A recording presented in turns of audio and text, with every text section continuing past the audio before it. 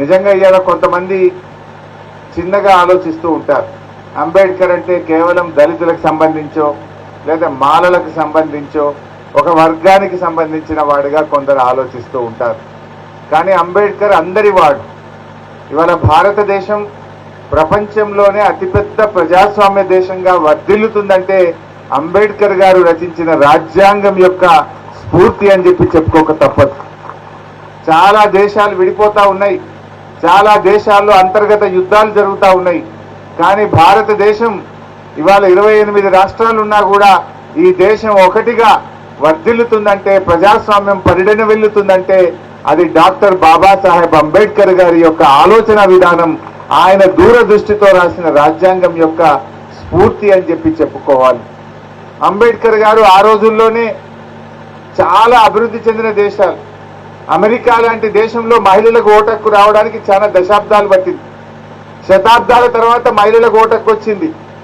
అట్లా ఎన్నో అభివృద్ధి చెందిన దేశాల్లో మహిళలకు ఓటు హక్కు రావడానికి చాలా సంవత్సరాలు పట్టింది. కానీ రాజ్యాంగంలో డాక్టర్ అంబేద్కర్ గారు అది మహిళలైనా పురుషులైనా, కోటీశ్వరుడైనా కడు బీదవాడైనా అందరికీ ఒకే ఓటు, సమానమైనటువంటి ఓటు హక్కును కలిగించి గొప్ప ప్రజాస్వామ్య స్ఫూర్తికి ఆయన నాంది పలికిండ్రు అనేటువంటి విషయాన్ని మనం మర్చిపోవద్దు.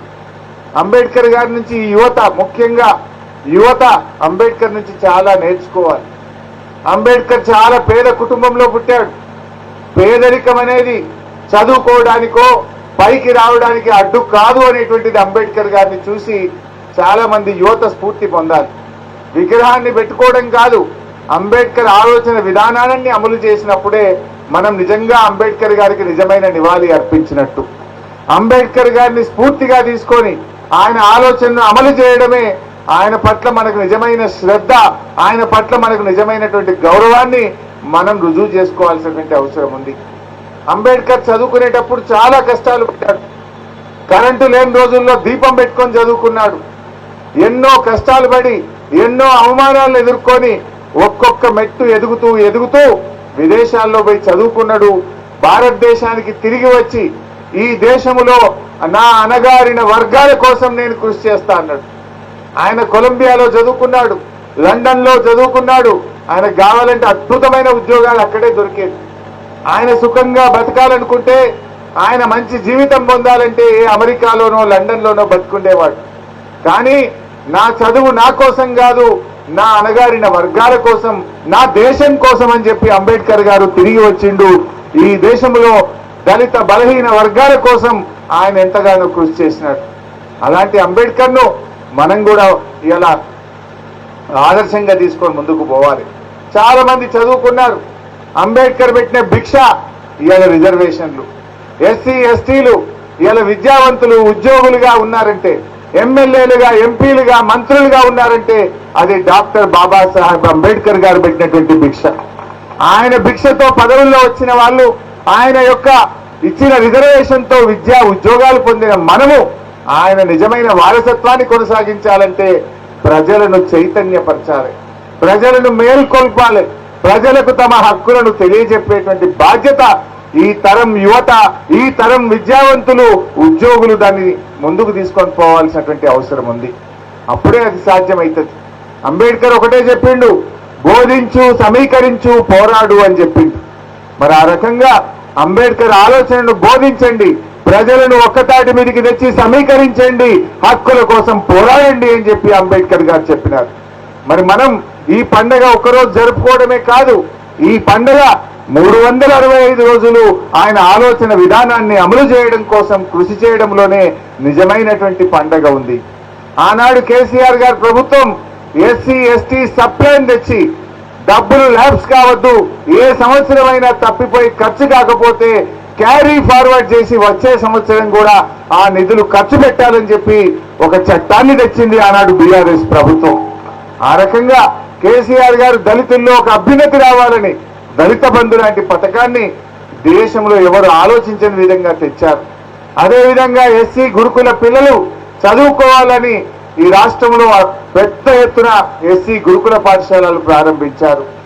ఆడపిల్లలు చదువుకోవాలంటే రూములు కిరాయికిస్తలేరు, ఆడపిల్లల చదువులు మధ్యలో ఆగిపోతున్నాయని దేశంలోనే మొదటిసారిగా 50 మహిళా రెసిడెన్షియల్ డిగ్రీ కాలేజీలు ఈ తెలంగాణ రాష్ట్రంలో ఆనాటి బీఆర్ఎస్ ప్రభుత్వం ప్రారంభించింది.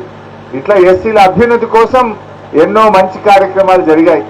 మరి కొత్తగా అధికారంలోకి వచ్చిన కాంగ్రెస్ ప్రభుత్వం ఎస్సీ డిక్లరేషన్ పెట్టింది. ఎస్సీ ఎస్టీ డిక్లరేషన్ పెట్టి అనేక హామీలు ఇచ్చింది. కానీ 2.5 సంవత్సరాలైనా ఒక్క హామీ కూడా అమలు కాకపోవడం నిజంగా చాలా బాధాకరం. ఆనాడు కేసీఆర్ గారు దళిత బంధు కింద 10 లక్షలు ఇస్తే మేము 12 లక్షల రూపాయలు ఇస్తామన్నారు.